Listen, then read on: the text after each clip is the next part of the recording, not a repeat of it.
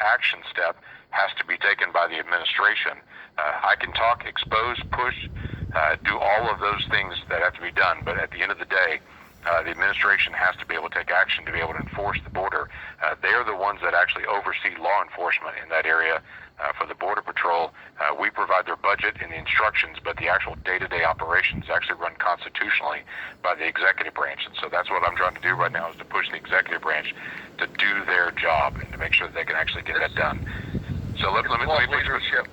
Yes, sir. Yep, that's what we're pushing. So thanks for your call very much. I'm going to put you back on hold, and I'm going to try to get through a couple other questions here as well. Let me go to Robin. Robin, are you there? Do we connect with you? Yes.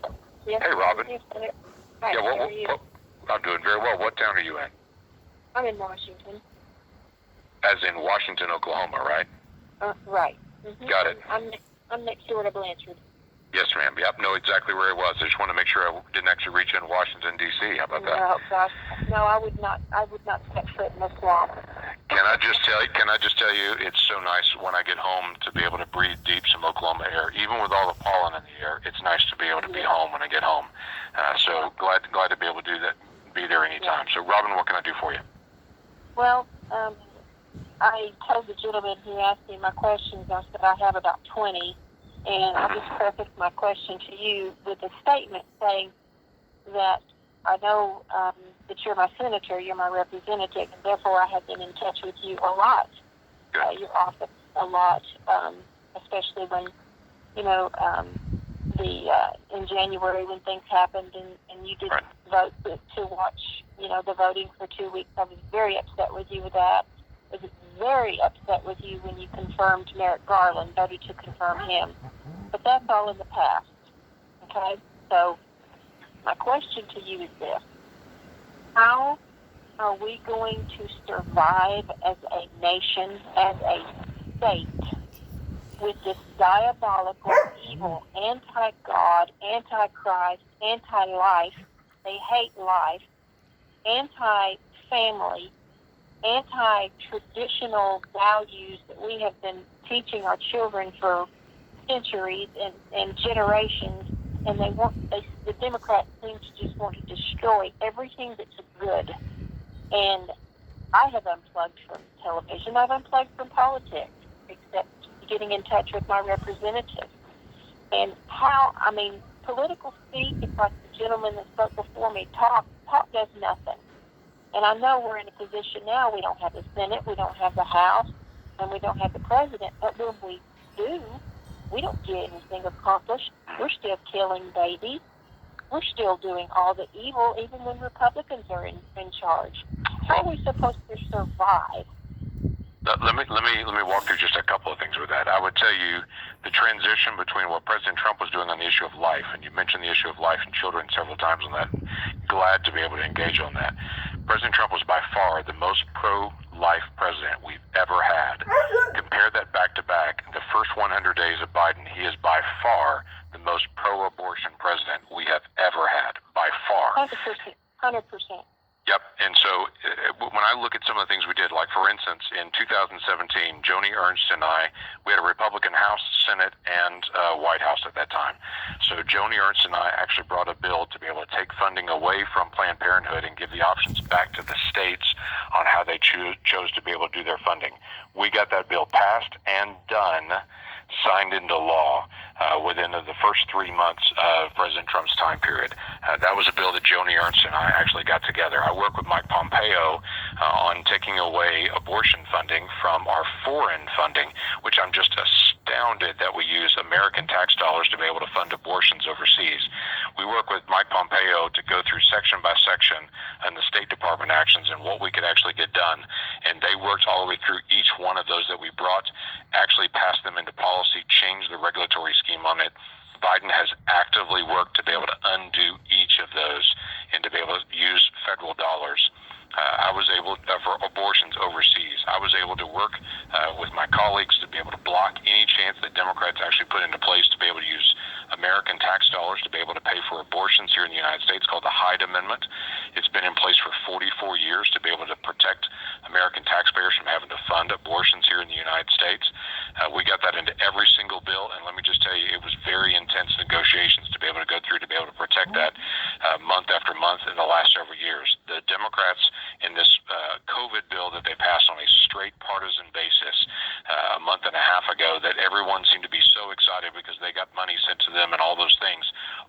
that bill included for the first time in 44 years no hide protections.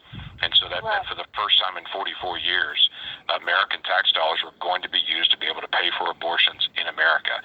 So we continue to be able to push. We've made great progress in the last 4 years and got a lot of stuff done. The Democrats now come in, and the first thing they start working on is increasing the number of abortions in America. And I just can't even process that anyone would say one of their top priorities is the taking of life of children. But that is, for the Democrats here in Washington, D.C., one of their top priorities is taking the life of children in abortion. And I just don't share those values, and we push very hard not only to talk about it, but to get out and work on those issues, to engage with people. And obviously, when we had the Senate and President Trump was in office, we put three Supreme Court justices in place that no one knows until the actual decisions on how they'll rule on issues like Roe v. Wade and things. There's no way to really guess that other than to look at how they read the law. And we're hopeful that in the days ahead, they'll actually rule on issues as it comes before them. But those are things that we actually put in place when we had the Senate. Senator Langford, may Yes, I ask you a question? May I ask you a question? Sure. Where did you stand here in Oklahoma for the past 2 years? I mean, this is going to boil down to, I guess my main topic would be abortion. If you stop killing babies, you're going to solve a lot of problems. You're going to solve your financial issues, your spiritual, your moral. I mean, any country that kills its own children has no future. That's Mother Teresa, and I'm not even Catholic. Let me ask you a question, and I'll keep this short and just wait for an answer. 2 years in a row, we have rallied at the state capitol, and I've been there, to abolish abortion. And why is it, do you think, that the last 2 years, I'm not sure if Senator Treat was one of the problems this year, but last year and the year before, a Republican senator voted against abolishing abortion in the state of Oklahoma. Where would you stand on the just complete abolishment, state by state? If Oklahoma decided to make abortion illegal, where would you stand on that? Well, our state has passed a lot of laws on abortion, as many other states have as well. As you know, the Congress and state legislatures have not put in abortion in America. The courts have put in abortion in America. That happened in 1973 with Roe v. Wade when that came into place. And so that's the biggest issue that we have, is actually pushing back on the courts. That's why those three Supreme Court justices were so incredibly important. That's why picking over 200 judges that we put into place over the last 4 years that are strong conservative judges was so incredibly important, because as we work through the legislative process, we have got to be able to make sure that we're not only dealing with what happens in legislation, but we're also not having the courts flip everything over. That is a most basic protection of life. Again, I go back to our Declaration of Independence. Life, liberty, and the pursuit of happiness is pretty straightforward as who we have been as a nation and continue to be. And so that's where I'd continue to be able to push on that as well. So, Robin, I appreciate your question, your engagement, and your passion for children. Don't lose that passion for children. I share that same passion to be able to protect the life of children and how incredibly valuable that is as well. So let me move to one last question. We're running out of time. We've been in conversation about an hour now, but let me go to Al. Al, are you there?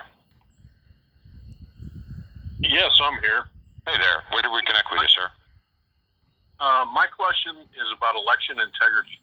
Yes, sir. I feel like after this last election, that our votes in Oklahoma are not really going to count unless yes, they are. Unless some of these other states, talking about federal elections, unless some of these other states get some parameters around them so that they're doing their elections in a proper legal manner. What's being done so far? And I'm concerned that I haven't heard anything about this, when we've got midterms coming up shortly. Yep. So let me tell you several things. So we had a call earlier that talked about H.R. 1, Senate Bill 1, what the federal side is trying to do in Congress. Well, we're trying to push back and say, not trying to, we are pushing back and saying that this is not going to happen. You're not going to federalize all elections and kick out all fraud, all everything else across the country. That's not going to happen.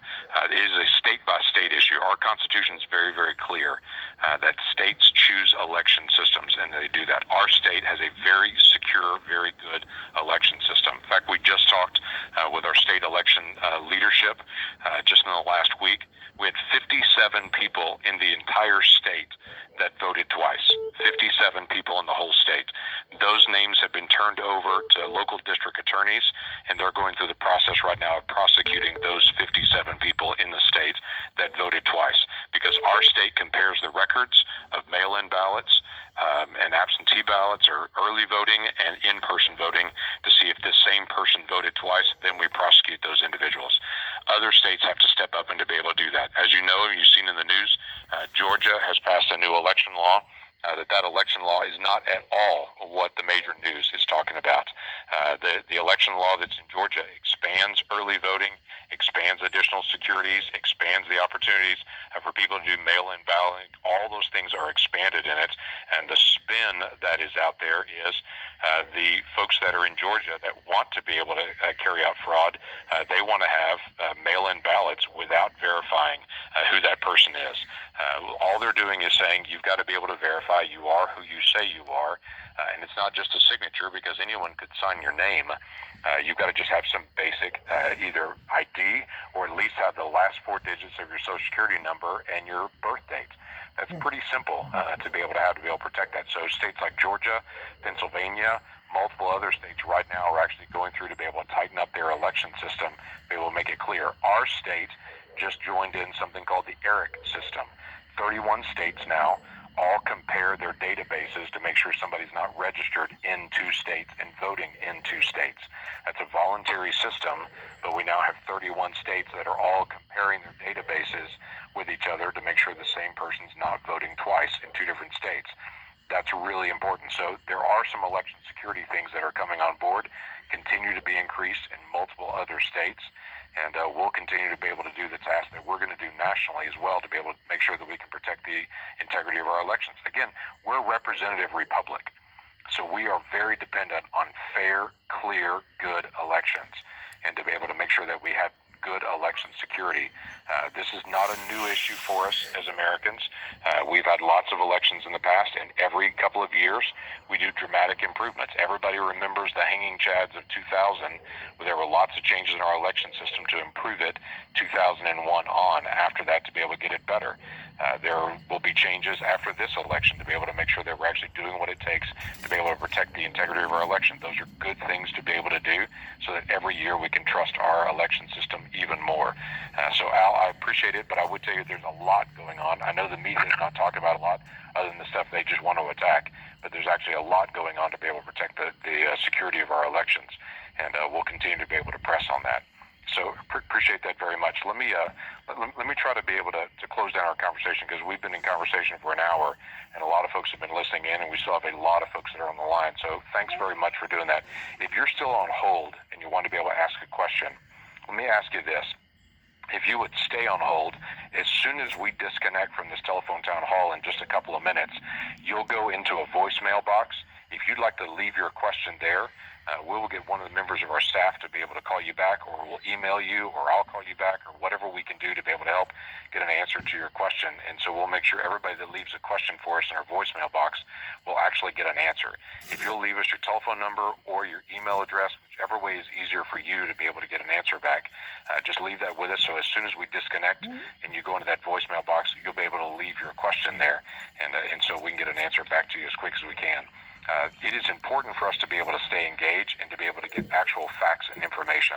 And there's a lot going on in the country, and there's a lot of things we didn't even talk about. Things like, earmarks in that conversation, where the Senate Republicans just voted last week that we're not going to do earmarks as a conference because we've got to be able to stay on top of basic ethics and being able to handle money correctly. So while the House has already said that they're going to do earmarks, Senate Republicans voted, we're not going to do earmarks. There's a lot that's also happening just in our infrastructure, and we haven't had a lot of questions on that side or have time to be able to get through all of them.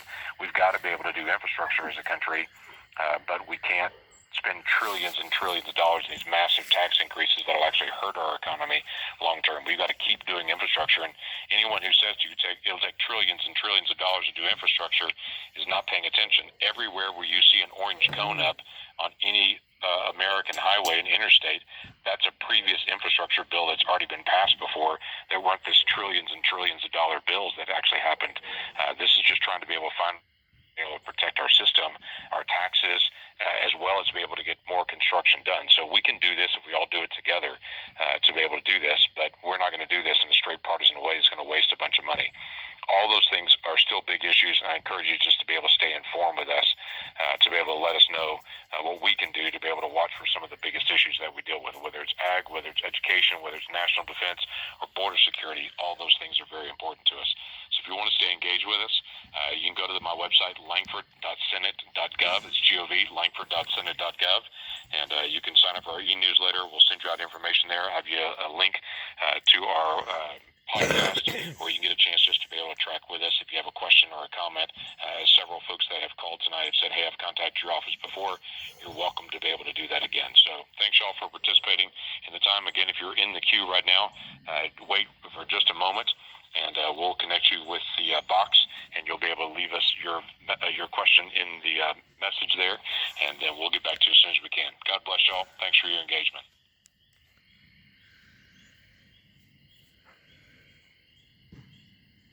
The Access Live event has ended. Thank you again for participating in the telephone town hall meeting tonight, talking about all the different issues facing our nation. Sorry I was unable to get to every question. We had a lot of questions tonight. But please leave my staff a voicemail with any questions or concerns from the call this evening. For more information about my office, go to langford.senate.gov or call our office at 405-231-4941. Thank you again. It's truly an honor to serve you in the state of Oklahoma in the United States Senate. Stay on the line. You'll be able to leave a message right now. If you wish to leave a message, please press 1. Otherwise, you may simply hang up. At the tone, please begin recording your message. When you have finished recording, please hang up. Yes, I was just wondering, are we going to be able to do anything about the stolen election? 479-981-9197, Shawnee, Oklahoma.